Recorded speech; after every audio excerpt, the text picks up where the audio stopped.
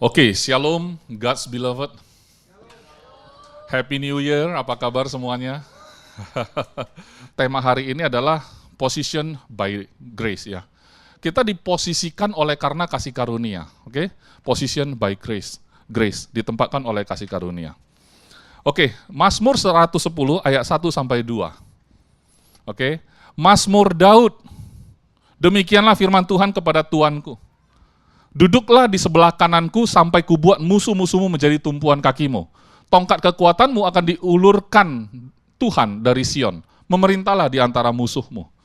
Ini kelanjutan dari apa yang saya sampaikan di khotbah saya di GBC terakhir ya. Bahwa Daud ini seolah-olah bisa melihat Mesias yang akan datang. Lahir dari keturunan dia, saudara. Dan Daud ini punya spesifikasi ataupun karakteristik ya, orang yang tadinya enggak dilihat, bahkan oleh orang tuanya sendiri. Karena waktu Samuel datang ke rumah orang tuanya, dia itu anak yang terlupakan gitu kan ya. Saudara masih tahu, ingat dan ceritanya ya. Sepertinya tidak jadi orang yang seperti apa-apa.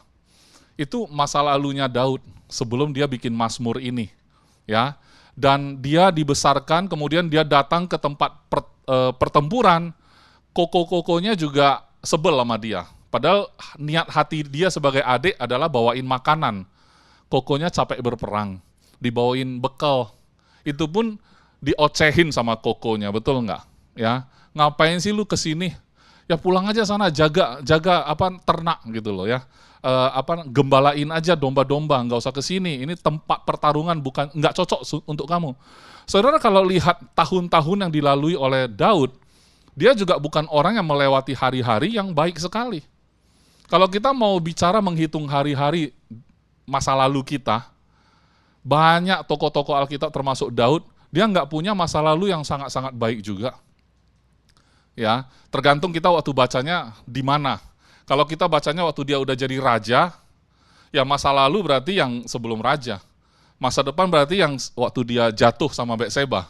Waktu baru-baru dia angkat jadi raja, masa depan berarti jatuh sama Betseba, kan begitu. Tapi masa depannya lagi, dia punya keturunan yang namanya Yesus. Dan pada saat dia tuliskan Mazmur ini, dia seperti bisa melihat Mesias itu di depan mata dia. Dan Mesias yang adalah keturunannya, itu adalah tuannya. Tuan. Di dalam orang Chinese, itu nggak boleh loh menyembah orang yang, ini menyembah orang yang belum lahir ini. Ngerti ya? Dia menganggap keturunannya nanti, itu adalah tuannya. Ya, kalau orang Chinese itu kan yang boleh itu, dia harus pai-pai ya. Pai-pai sama orang leluhur yang di atas, bukan yang setelah. Gimana sih kita pai-pai kepada cucu, kan nggak mungkin. Ya kan? Sebenarnya saya nggak ngerti ya, karena saya bukan beragama Buddha. Pai-pai yang dimaksud apakah dia menjadikan leluhur itu adalah pujaan, minta berkat dari dia, atau mendoakan, ngirimin doa, supaya dia tenang di alam sana. Saya nggak tahu konsepnya. Mungkin dua-duanya benar kali ya, mungkin dua-duanya ada maksudnya. Ya, mungkin leluhur dalam arti dia udah menjadi dewa di sana. Udah punya kuasa, super power. Jadi kita di sini yang masih hidup di bumi, butuhlah diberkati lah sama mereka gitu ya. Atau justru kita tahu bahwa dia nggak pasti ada di mana leluhur kita. Mari kita kirimkan doa-doa yang baik supaya tenang di alam sana. Saya nggak tahu konsepnya seperti apa. Tapi yang jelas, Daud dalam konteks ini, dia mengenali bahwa nanti akan lahir dari keturunannya yang dia panggil Tuan. Dan Tuan ini oleh Tuhan akan mengalahkan semua musuh dan taruh di bawah kaki Tuan ini. Jadi Tuhan yang dia sembah, saya lihat ya, kalau Daud juga sama. Dia selalu lihat sesuatu. Menurut saudara, sebelum Yesus apakah ada kasih karunia? Saya nggak tahu pemahaman saudara seperti apa. Apa saudara berpikir, Pastor, kalau Yesus belum datang nggak mungkin ada kasih karunia, karena kasih karunia, bukankah kasih karunia adalah Kristus? Tapi saya lihat Daud tidak ada urusan sama kasih karunia. Kenapa? Kalau saudara percaya bahwa kasih karunia adalah seseorang, yaitu Yesus, pribadi Yesus, Yang nggak salah, dia udah ketemu Yesus. Dia udah bisa melihat itu. Dan lahir dari keturunan dia. Dia nggak ada isu dengan kasih karunia, saudara. Oleh sebab itu, kenapa dia tetap di-tag, dia tetap dikenalin sebagai orang yang berkenan di hati Tuhan. Padahal dia banyak kesalahan. Bukankah seperti itu orang yang under grace? Ya. Dan dia bisa mengatakan bahwa berbahagialah orang yang tidak diperhitungkan kesalahannya. Dia ngomongin kita loh hari ini. Berbahagialah Joel yang tidak diperhitungkan kesalahannya. Take it personal, Joel. Raja Daud kirim message hari ini. Masuk ke WA kalian. Raja Daud. Ya. Dia bilang, bro and sis, berbahagialah kamu karena kesalahanmu tidak diperhitungkan. Wah, lintas zaman ya saudara. Kenapa? Karena dalam Tuhan, ya kita harus punya waktu di mana kita keluarlah dari garis waktumu. Daud kalau nggak keluar dari garis waktunya, dia akan di dalam garis waktu dia itu dia bisa gila, saudara. Dia berantem sama anaknya sendiri, bukan berantem. Saudara bacalah sama Absalom itu. Absalom itu sebenarnya baik loh. Coba baca. Saya waktu baca itu saya hampir nangis, saudara. Memang nggak nangis, tapi hampir nangis. Iya kan? Saudara perempuannya diperkosa. Gimana dia nggak marah? Waktu dia marah, terjadilah pembunuhan. Setelah itu dia melarikan diri. Papanya apakah ngejar dia mau bunuh? Enggak loh. Enggak. Sampai keadaan berbalik, Raja Daud yang harus lari dari Absalom. Anaknya sendiri. Keadaan bisa berbalik begitu saja. Kenapa? Karena cintanya dia. Raja Daud bukan yang tipe yang bengis ya menurut saya. Berapa kali dia punya kesempatan balas dendam kalau mau. Ya Pastor Gav paling mantap kalau storytelling yang beginian. Ya Pastor ya, yang dimana Raja Saul lagi buang air gitu ya. Lagi buang air, gampang banget mau bunuh. Di dalam goa ya, dalam goa. Tinggal bunuh, tapi dia nggak bunuh. Dia cuma buktikan ambil sedikit jubahnya ya. Ambil sedikit aja, membuktikan bahwa aku mau bunuh lu bisa. Tapi gua nggak lakuin gitu. Bahasa Jakartanya gitu. Kalau Daud orang Jakarta begitu kira-kira. Gue mau bunuh lu hari ini bisa, tapi gue nggak mau gitu ya. Saudara lihat perjalanan hidupnya Daud. Dia masih bisa keluar dari garis waktu yang dia hadapi. Dia nggak baper-baperan terus di dalam perjalanan hidup dia. Dia bisa keluar sebentar dan dia bisa lihat Kristus loh saudara. Kristus belum lahir loh. Bukankah Injil itu berbicara tentang Kristus yang telah lahir itu? Bulan lalu kita merayakan Natal kan, bahwa Kristus telah lahir. Injil adalah berita baik. Apa yang sudah terjadi itu disebut berita. Apa yang belum terjadi, tapi kita sudah tahu itu namanya nubuat. Bayangin orang yang hidup dalam nubuatan dengan orang yang hidup di dalam Injil, berita. Dua-dua tentang Yesus. Kalau zaman Daud, itu sulit rasanya percaya bahwa Mesias akan datang nanti gitu. Sulit sekali. Tapi Daud in person, satu orang, dia pribadi, dia percaya. Dan dia seperti bisa lihat itu. Dan dia bisa sampaikan apa-apa yang akan terjadi di masa hari ini. Dia bisa lihat semua. Orang bisa lihat semua kalau dia keluar dari garis waktunya sendiri. Kalau dia nggak keluar dari garis waktunya sendiri, point of view dia adalah masalah dia, langkah di depan dia, langkah di belakang dia. Sepicik itu dia. Kalau dia nggak keluar. Kalau dia keluar, dia nggak akan lihat secara picik, saudara. Kasih karunia selalu bicara personal, tapi tidak pernah untuk diri sendiri, saudara. Nanti kita akan pelan-pelan, kita akan lihat terus, sampai di penghujung khotbah kita, akan ada contoh yang begitu indah. Orang yang begitu kita bisa teladanin hari ini. Dan saudara akan berubah hidupnya. 180 derajat. Jangan 360. Sekarang lagi zamannya 360, kamera juga 360. Lihat, akhirnya lihat ke depan juga. Kan 360 derajat, balik lagi ke depan. Jadi kalau mau katanya meninggalkan apa yang ada di belakangku kan balik arah dia, kan gitu ya. Oh ini salah, balik arah dia. Kalau 360 ya balik lagi dia, kan gitu ya. Sampai di mana? keluar dari garis waktu, barulah kamu bisa melihat segala sesuatu itu dari point of view Tuhan. Karena saudara posisinya ada di dalam Kristus, duduk di sebelah kanan Allah Bapa. Point of view dia di tempat yang tinggi. Maka point of view saudara juga harus ada di tempat yang tinggi. Bukan di tempat engkau berada, ya. Bukan di tempat engkau berada saat ini. Tapi di tempat di mana dia berada. Lihat itu. Itu yang terjadi sama Daud, saudara. Kita akan lihat di Matius 22, ayat 41 sampai 46. Ketika orang-orang Farisi sedang berkumpul, bayangkan ya. Jadi kalau baca Alkitab itu harus kita bayangkan, visualisasi. Yesus bertanya kepada mereka, katanya, apakah pendapatmu tentang Mesias? Anak siapakah dia? Kata mereka kepadanya, anak Daud. Ya. Katanya kepada mereka, jika demikian, bagaimanakah Daud oleh pimpinan roh dapat menyebut dia tuannya? Ketika ia berkata, Tuhan telah berfirman kepada Tuanku, duduklah di sebelah kananku, sampai musuh-musuhmu ku taruh di bawah kakimu. Jika Daud menyebut dia tuannya, bagaimana mungkin ia anaknya pula? Ini orang Farisi, orang pintar kok. Tapi dia bisa langsung ngomong dengan fasih bahwa Mesias itu anak Daud. Nah, Yesus challenge pemikiran mereka, orang pintar itu. Kalau memang dia adalah tuannya, anak Daud adalah tuan, kenapa jadi anak? Tuan itu kan lebih tinggi posisinya, kok bisa jadi anak gitu? Malah anak Daud, dia bilang gitu ya. Ayat 46, tidak ada seorang pun yang dapat menjawabnya, dan sejak hari itu tidak ada seorang pun juga yang berani menanyakan sesuatu kepadanya. This is necessary. Ini perlu membungkam.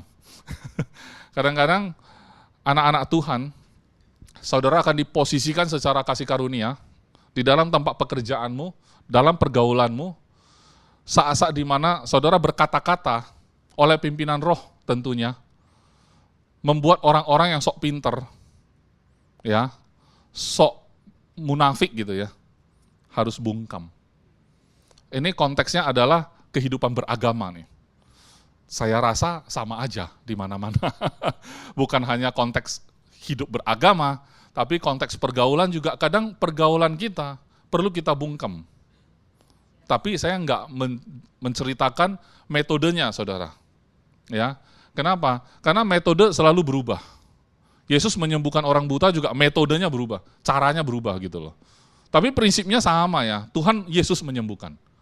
Ya, menyembuhkan, pokoknya Yesus menyembuhkan. Caranya bisa beda-beda, saudara. Jadi nggak usah terlalu khawatir dengan caranya. Oke? Jadi bagi yang saudara yang sakit di sini, saudara sudah disembuhkan oleh Yesus. Nah, kalau tanya saya caranya gimana, Pastor? Saya pun nggak tahu memang.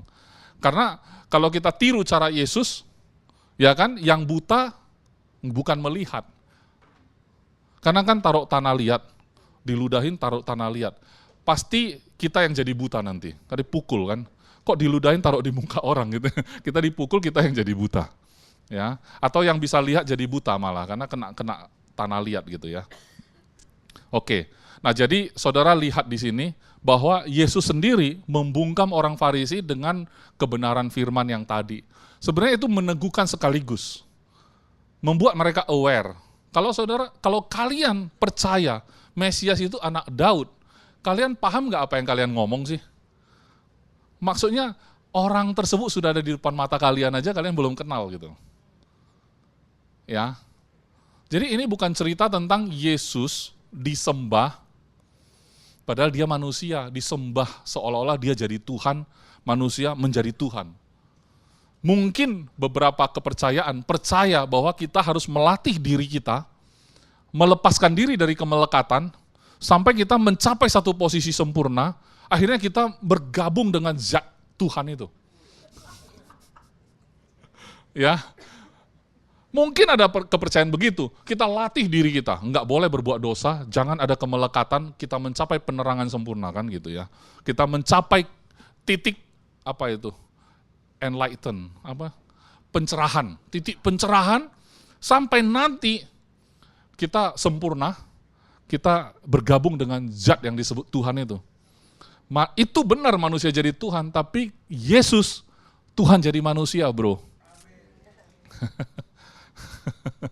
Yesus adalah Tuhan yang jadi manusia. Bukan manusia yang jadi Tuhan, saudara. Kenapa? Karena memang sudah dinubuatkan dari awal. Kecuali memang tidak dinubuatkan. Ya, saudara, saya akan buktikan kepada saudara bahwa Raja Daud memang mendapat kasih karunia. Kita lihat di Kisah Rasul ayat pasal 7 ayat 46 sampai 50. Langsung udah bukti. Daud telah mendapat kasih karunia di hadapan Allah. Dan saudara perhatikan, orang mendapat kasih karunia seperti saudara dan saya bisa memohon hal-hal yang yang baik tanda menurut kita. Tapi kita lihat dulu ya. Daud telah mendapat kasih karunia di hadapan Allah dan ia memohon supaya ia diperkenankan untuk mendirikan suatu tempat kediaman bagi Allah Yakub. Bagus enggak, saudara? Hatinya mulia. Ketika kita mendapat kasih karunia, kita pengen lakukan sesuatu, do something untuk Tuhan. Karena kita merasa Tuhan luar biasa kepada kita. Kita pengen lakukan sesuatu, dan ini sangat penuh dengan dignity, penuh kehormatan kalau bisa mendirikan kediaman bagi Allah Yakub. Itu bicara tentang nama baik leluhur, di mana leluhur kami juga percaya kepada Tuhan. Kan gitu. Sehingga saya pengen hari ini sudah jadi raja, saya pengen lakukan sesuatu. Supaya Allah Yakub itu bisa mendapat rumah tempat tinggal yang bagus. Karena mungkin sejarahnya tinggalnya di kemah-kemah kali. Kan Tuhannya ikut bergerak terus, ya kan? Tabut perjanjian dibawa terus. Pengen rasanya dibuatkan satu yang lebih permanen supaya nggak pindah-pindah. Sama kayak gereja. AGF dulu itu setiap minggu cabut colok kabel. Kenapa? Karena alat musik, sound system, semua itu memang konsepnya cabut colok karena nggak ada tempat yang permanen. Kalau sewanya pindah-pindah. Oleh sebab itu kita pengen yang lebih permanen. Jadi sewa alat-alatnya semua seperti ini. Sudah paten gitu, duduk di sana. Jadi tinggal setelnya itu adalah setelannya aja. Nggak usah gulung kabel ulang-ulang gitu loh. Kalau zaman dulu saya masih ingat ya, harus gulung kabel setiap minggu. Mungkin GBC juga punya riwayat sama. Harus gulung kabel, nanti kabelnya akan rusak pada waktunya. Karena digulung terus kan. Tergantung tangan siapa yang gulung. Kalau satu tangan sih rapi gulungnya. Ya, nggak usah alat-alat musik. Charger handphone aja, kalau gulungnya nggak bener, kabelnya kelihatan bagus, dalamnya udah putus ya. Nggak bisa nge-charge lagi, rusak gitu ya. Jadi saya rasa hati Raja Daud itu baik. Dia pengen nggak usah bongkar pasang. Allah Yakub punya tempat yang layak. Kalau orang beribadah mungkin baik suci letaknya ada di sini dan permanen. Baik kan hatinya? Ayo kita lihat. Ayat 47, tetapi Salomo lah yang mendirikan sebuah rumah untuk Allah. Saudara, kadang-kadang niat baikmu itu bukan saya sebut salah. Tapi kesampaiannya baru bisa nanti di generasi anakmu. Saudara bisa terima kenyataan itu? Kadang kita pengen di tangan kita lah sukses. Anak-anak kita aman aja. Saudara kalau lihat dari Raja Daud dan Salomo, kalau saudara boleh milih, saudara mau jadi Raja Daud atau Salomo? Hah? Salomo. Kenapa Salomo? Hah? Kan anak raja. Kalau Daud? Anak gembala. Oh, jadi Salomo itu punya double ya. Satu anak raja, dua dia raja juga. Ya kan? Enggak, kalau laki-laki. Laki-laki itu kan katanya jatuh selalu 3 hal. Harta, tahta, wanita. Dia punya semua kan? Salomo itu punya semua, saudara. Dia punya hikmat lagi. Ya. Apa yang menjadi fantasimu, itu realita bagi dia. Kalau Salomo ya, Salomo. Ya, Salomo itu kenyataan. Kalau kita cuman gimana ya rasanya kalau jadi orang terkaya di Jakarta? Crazy Rich saja sudah luar biasa. Kalau dia, katanya nggak ada orang lebih kaya dari dia di zaman sebelum dia, bahkan dunia yang akan datang nanti sampai hari ini, belum ada lebih kaya dari dia gitu. Berarti dia udah kaya banget ya, udah nggak ada bandingan gitu loh. Tapi kenapa Salomo juga masih akhirnya jenuh? Luar biasa loh, jenuh semua. Ini sebenarnya menunjukkan bahwa apa yang kita kejar sebenarnya, yang kita gumulkan, yang kita bilang tahun lalu kurang bagus, apa yang kita nilai? Saldo. Kita nilai tahun lalu bagus apa? Saldo meningkat. Kan perusahaan juga gitu ya, tutup buku, neraca laba rugi keluar, dia bilang, that was a good year. Atau kalau jelek, we need improvement this year. Kan gitu ya. Kenapa? Kita mendeteksi semuanya dari duit. Di mana kita sudah lihat di Alkitab, ada orang yang sudah tidak masalah dengan duit dan dia jenuh sama itu. Saat hikmat sudah korup, dia merasa semuanya itu untuk apa ya kalau misalnya duit kita banyak.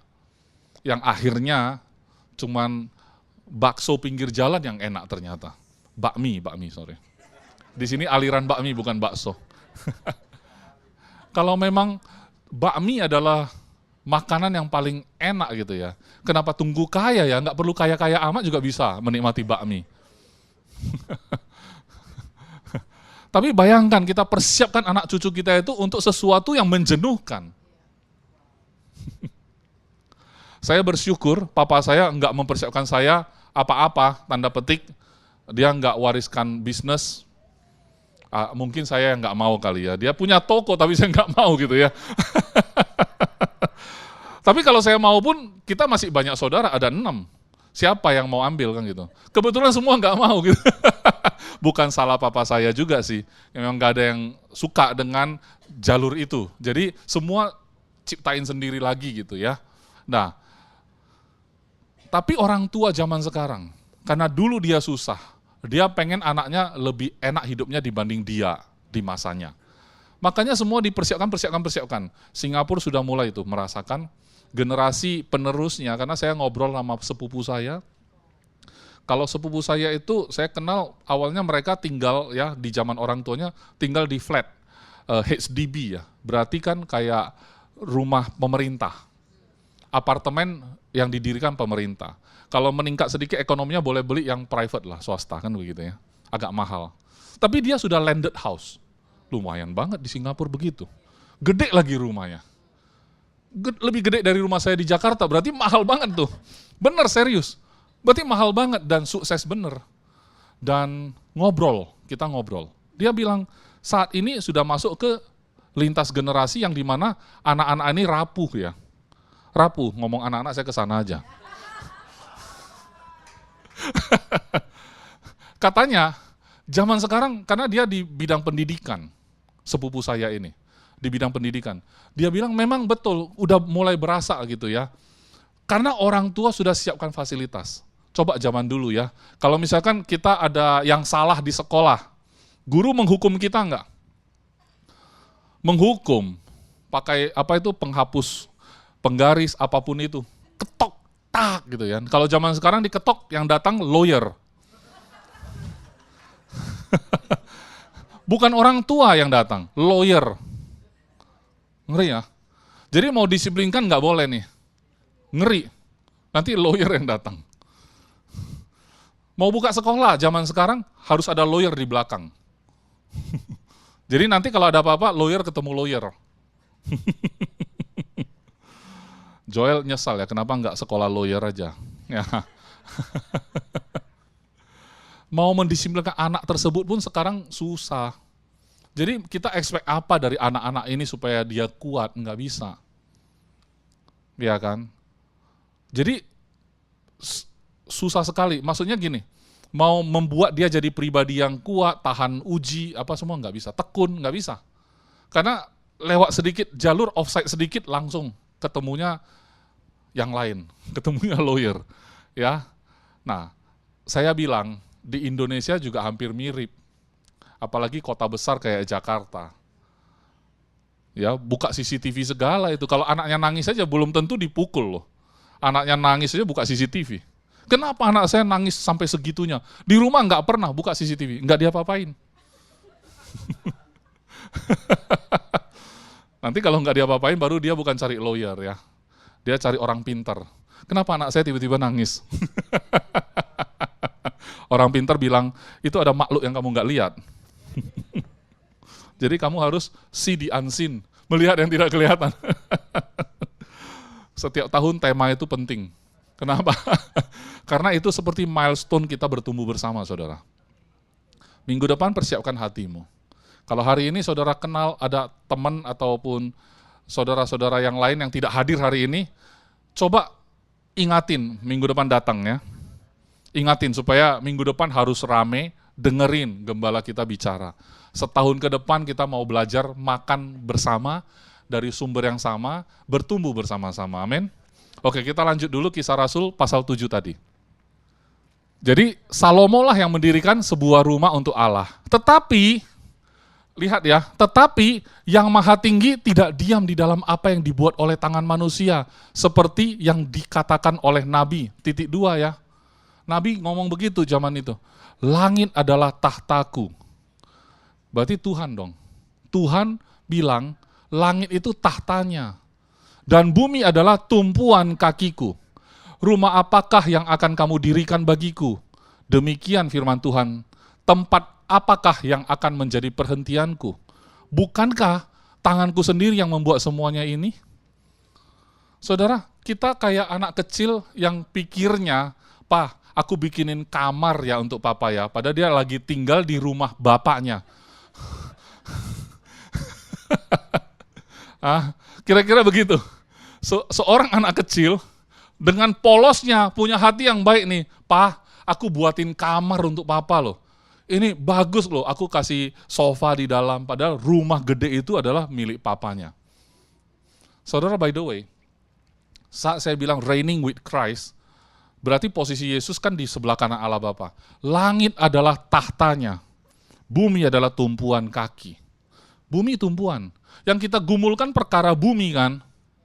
Saudara, jarak surga dan bumi adalah Tuhan. Saya ulangi, saudara. Jarak surga dan bumi adalah Tuhan. Enggak mungkin kita bisa menjangkau surga kalau enggak ada Tuhan. Karena langit adalah tahtanya, heaven. Heaven itu tahtanya Tuhan, bumi adalah tumpuan kaki.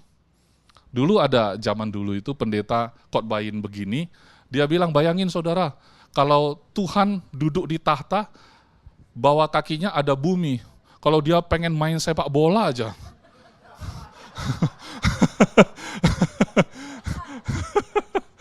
Untung Tuhan gak seiseng saudara. Tuhan iseng aja, tendang sedikit aja. Udah terjadi hal-hal yang sangat-sangat buruk saudara. Tapi kabar baiknya adalah kalau langit adalah tahta Tuhan, saudara minta apa sama langit? Untuk dijadikan di dunia. Jaraknya adalah Tuhan duduk begini, nyampe loh. Nyampe. Mau bangun rumah apa di bumi? Tumpuan kakinya itu. Tapi Tuhan tetap izinkan terbangun kan? Terbangun loh saudara. Tuhan memang izinkan kamu kaya, kamu kan minta kaya. Tuhan bisa izinkan saudara. Tapi hendaklah saudara tahu, itu tidak bisa membuat dia senang. Kenapa? Bukan sesuatu yang saudara miliki dan bisa saudara persembahkan ke dia buat dia senang. Karena semuanya milik dia dari dia semuanya. Kan aneh aja kan. Gitu. Tapi Tuhan selalu punya hubungan, relationship. Artinya, maksud saya tadi mau bilang bahwa Tuhan gak bisa saudara ubah dengan pemberian-pemberianmu. Tapi apakah saudara berkenan dengan itu? Ya tentu namanya hubungan happy-happy aja. Kalau semua penghasilan dari papa, ya, bagi ke istri dan anak-anak nih, anak-anak ngambil dari uang jajannya dia sisihkan. Terus dia beli es krim buat papanya. Kan happy-happy aja ya, happy-happy aja.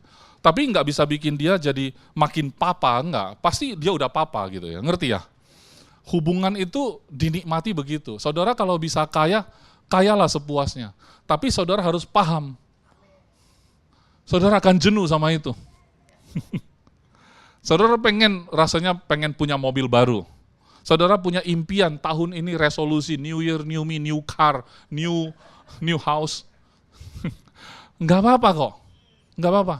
Saudara harus tahu, begitu saudara miliki itu, dalam waktu 1-2 minggu, saudara mulai merasa biasa. Dan saudara harus bisa terima itu, saudara. Karena dunia bukan asal kita. Dunia itu tumpuan kaki Tuhan. Ya, kalau kita diizinkan masih ada waktu di sini, ayo kita bermain sepuasnya seperti yang selalu saya ngomong.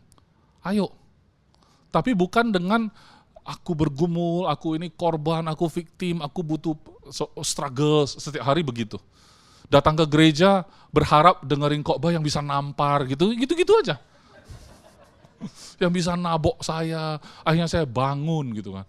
Wah, sejak itu saya berubah. Kita tunggu sensasi-sensasi begitu. Sepanjang tahun ditungguin, nggak dapat pindah gereja. Pindah gereja. Kadang udah pindah karena kena tabok sekali di sana. Tung, ini baru benar ini. Begitu dengerin kok nggak pernah lagi kena tabok. Cari lagi. Window shopping pakai tipis-tipis dulu, lihat online dulu. Dia online scrolling, coba yang ini. Wah, ini taboknya terlalu keras nih. Coba yang ini. Tabok aja pakai level loh.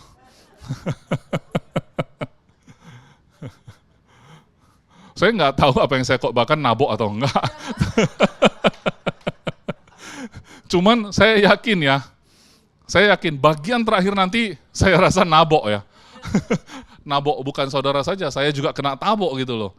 Kenapa? Karena ujung-ujungnya kita pikir-pikir, apa ya kita mau kejar ya? Bahkan pelayananmu apa yang kamu kejar? Saya pun nggak tahu.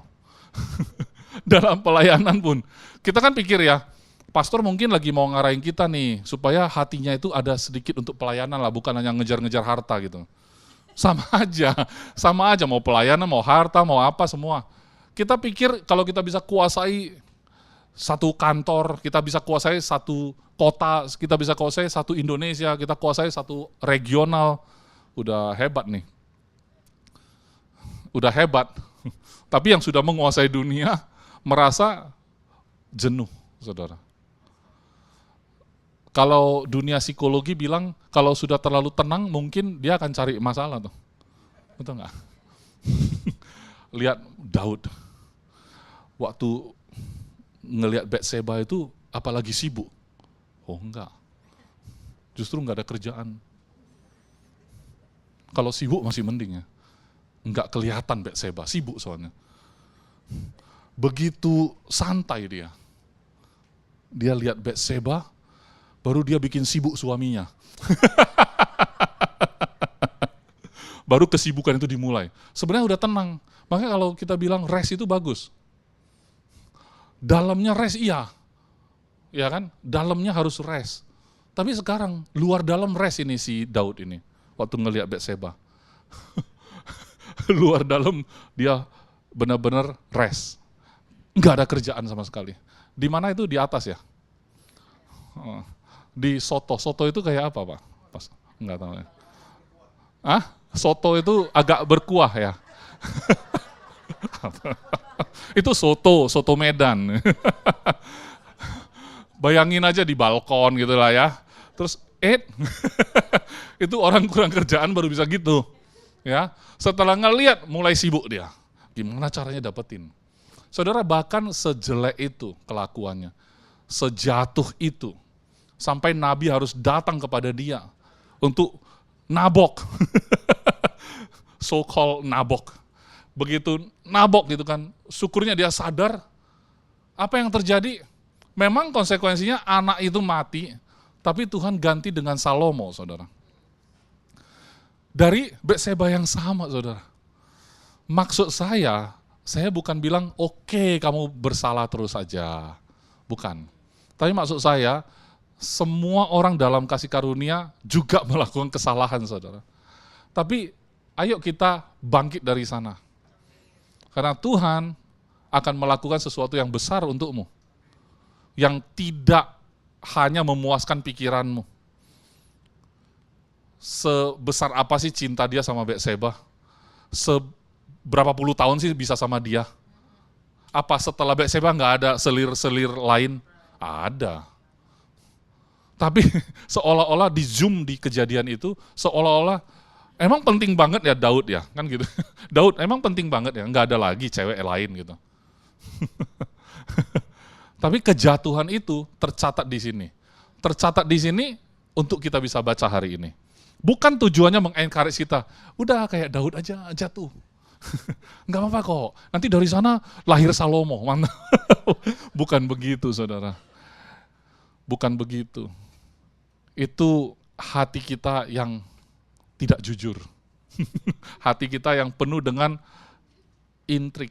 Itu sebabnya kenapa katanya kita tidak mendapat apapun karena tidak berdoa. Atau kamu berdoa tapi salah berdoa. Atau kamu hendak menghabiskan apa yang kamu dapatkan nanti dari doa itu untuk kejahatan. Yang nggak benar gitu loh. Makanya kadang gini ya, apa doa-doa yang saudara rasa belum terjawab, mungkin harus disyukurin kali ya. Ya khotbah kayak gini bisa nabok ya. Siapa tahu doa-doa itu terjawab malah merusak kita. Nggak boleh doa khotbah kayak gitu. Nggak lah, intinya saudara paham apa maksud dari hati saya. Ya, kita lihat ayat berikutnya. Nah, ini semoga bisa nabok. Ini 1 Korintus 15 ayat 9 sampai 11 ya. Di sini Rasul Paulus mengatakan demikian. Dia bilang begini, karena aku adalah yang paling hina dari semua rasul. Bahkan tidak layak disebut rasul. Sebab aku telah menganiaya jemaat Allah. Jemaat itu eklesia. Eklesia itu tubuh Kristus. Dia merusak tubuh Kristus. Dia membunuh orang percaya. Tidak lewat tangannya, tapi dengan politiknya. Karena kenapa dia nggak membunuh? Nggak boleh membunuh dia kan menerapkan hukum Taurat. Ya, tapi lebih jahat kalau otak pembunuhan ketimbang si pembunuh, si eksekutor. Kan begitu. Tapi dia bilang, aku menganiaya jemaat Allah, tidak layak aku disebut rasul. Kalaupun rasul, aku yang paling hina katanya gitu.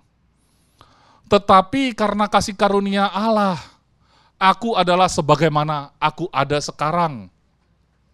Saudara, yang ayat 9 itu adalah masa lalu Paulus. Masa lalu Paulus, masa lalu saudara dan saya, masa lalu kita memposisikan diri kita sebagai orang terhina, saudara. Saya nggak tahu saudara setuju atau enggak. Walaupun saya SMP 1 bisa re-preach khotbah pendeta. Tapi kan itu bagusnya aja, yang nggak bagus kan nggak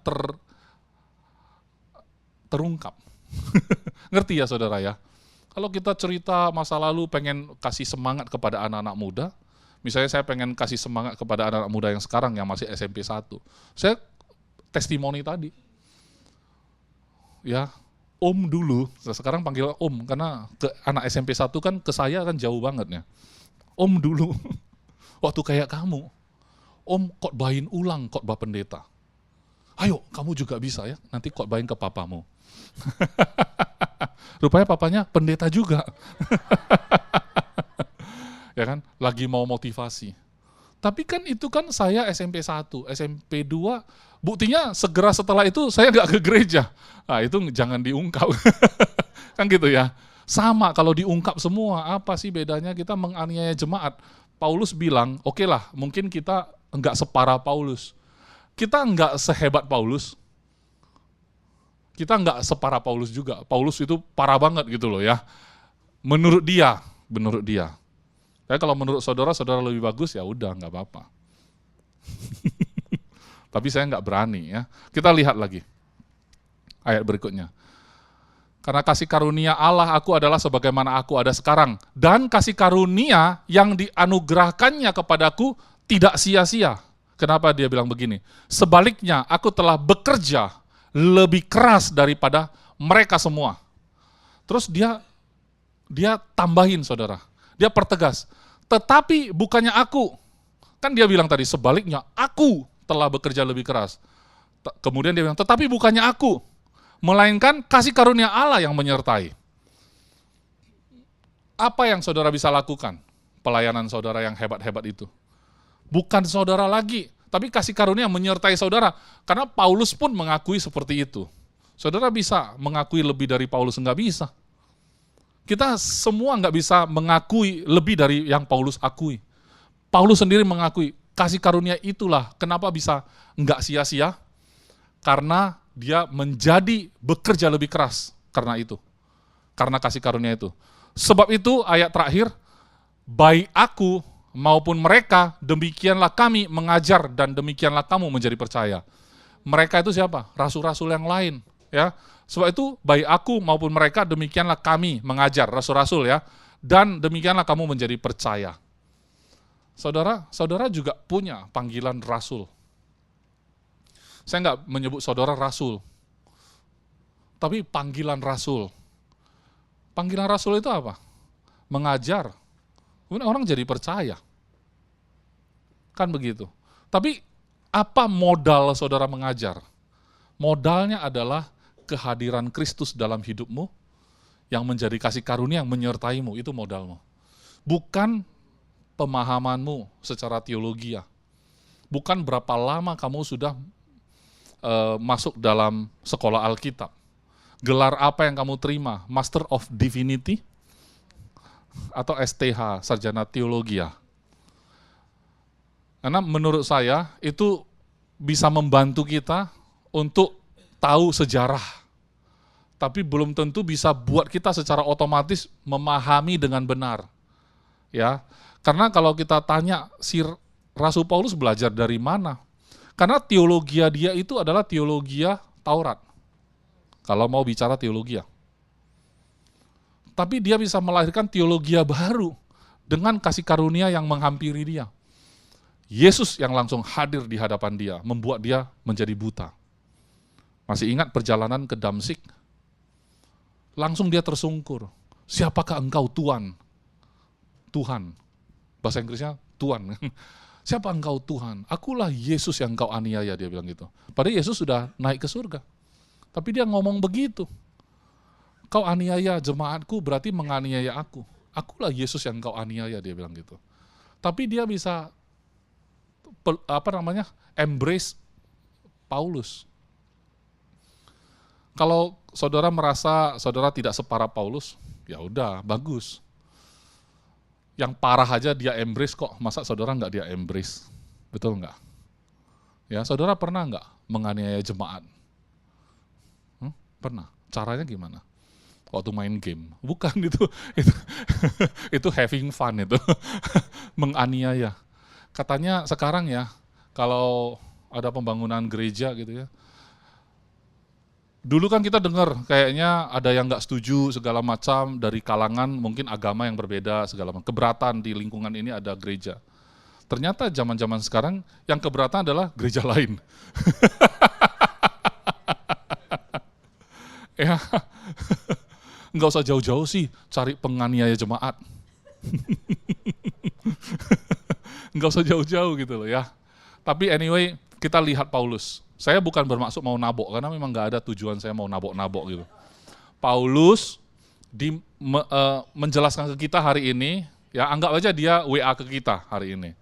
Bro, dulu aku itu ya parah banget bro. Gara-gara itu aku nggak layak disebut rasul. Di antara rasul aku paling hina bro. Oke? Tapi nggak apa-apa bro. Kasih karunia yang aku terima itu nggak sia-sia. Kenapa? Karena kasih karunia yang menyertai aku itu bikin aku kerja jauh lebih keras lagi. Semakin aku merasa tidak layak dibanding rasul lain, semakin aku kerja keras lebih dari mereka. Tapi sorry bro, bukan aku bro. Tapi kasih karunia menyertai aku bro. Sebab itu, baik aku maupun mereka, demikianlah kami mengajar dan demikianlah kamu menjadi percaya. Saudara, orang yang menerima kasih karunia tidaklah pernah menjadi orang pasif. Orang yang mengerti bahwa dia hidup dalam Kristus, diposisikan oleh kasih karunia tadi, ditempatkan oleh kasih karunia.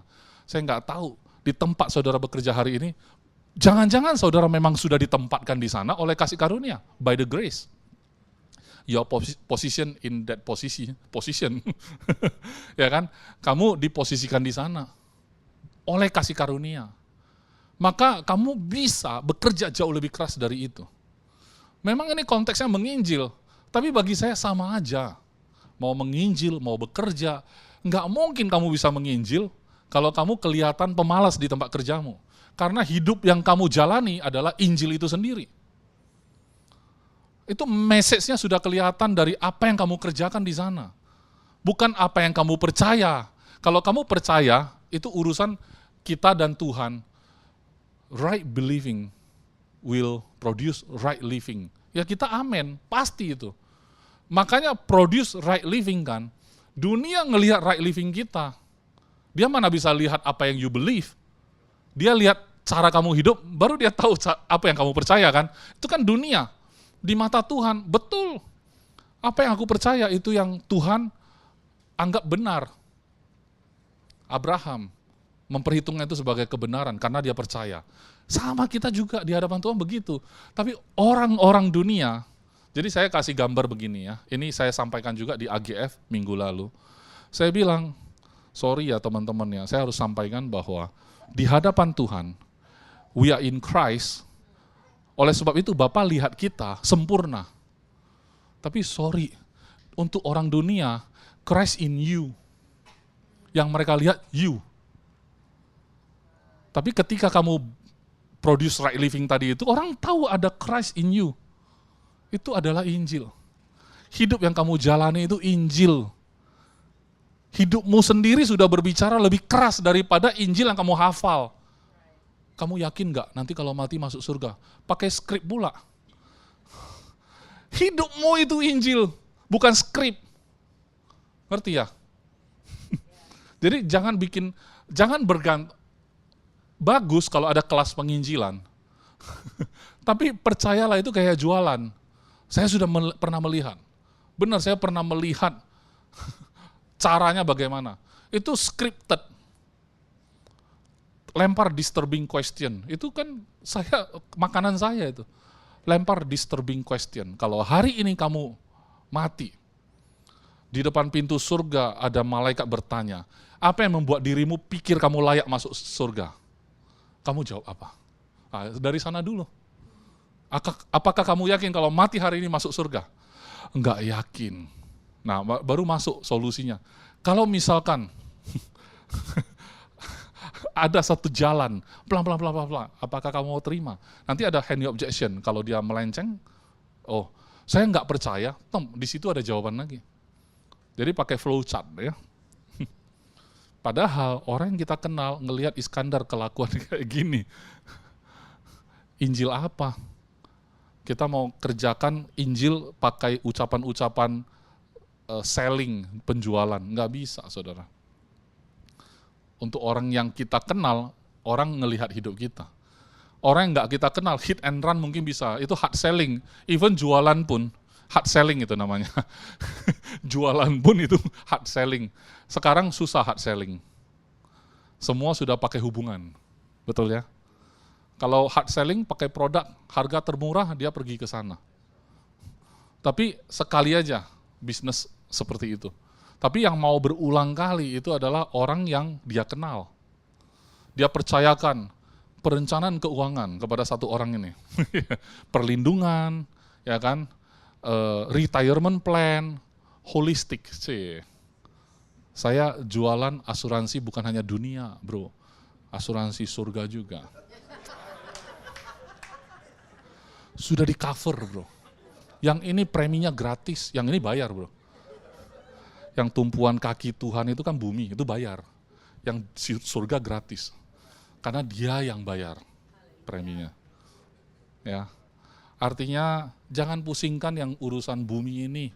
Bahkan yang bumi pengen bangun rumah untuk Tuhan pun, Tuhan bilang, langit tahtaku, ini tumpuan kakiku, rumah seperti apa yang kau mau bangun?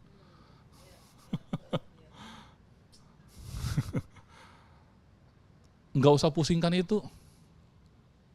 Nikmatilah bahwa kamu sudah punya akses kepada surga. Amin, saudara. 2026, saya sangat percaya, bukan hanya AGF, GBC juga. Kenapa?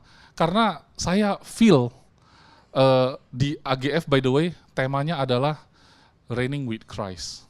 Ya, saya sampaikan kepada mereka, saya bilang itu tema bukan dibuat keren-kerenan, karena apa yang ditaruh di hati itu kayak berkesinambungan, kan begitu. Tahun lalu, seated in Christ at the right hand of the Father. So, reigning lah, memerintah lah, bukan hujan maksudnya. Memerintah. Memerintah hanya bisa kalau peperangannya sudah usai dan sudah menang, baru bisa memerintah. Pemerintahan baru ada kalau sudah menangkan pertarungan itu. Jadi jangan memerintah kayak mau bertarung. Ngerti ya? Jangan kayak mau berperang, justru setelah peperangan usai, sudah pemenang ini memerintah. Kenapa? Karena dia penguasa sekarang. Dia baru memerintah. Tapi sekarang orang percaya kayak lagi perang, itu yang problem, saudara. Tapi GBC, AGF sudah beda. Bukan wajah-wajah berperang, wajah-wajah yang sudah menang ini. Wajah-wajah yang sudah menang lah baru bisa memerintah, saudara. Kalau berperang terus, mana bisa memerintah? Ya, seperti seolah-olah belum selesai semuanya. Padahal Tuhan sudah selesaikan semua. Ya, oke. Kayak orang sudah dapat rumah gede, karena bapaknya sudah menangkan pertarungan, sudah mewah, sudah dapat istana, sudah duduk di sana, sudah menang, ini anakku. Ayo kita pesta pora dalam istana ini. Kamu sibuk bangun tenda, bikin api unggun. Ya, sibuk sendiri, kayak seolah-olah belum, itu masih hutan belantara, padahal sudah istana, saudara. Amin.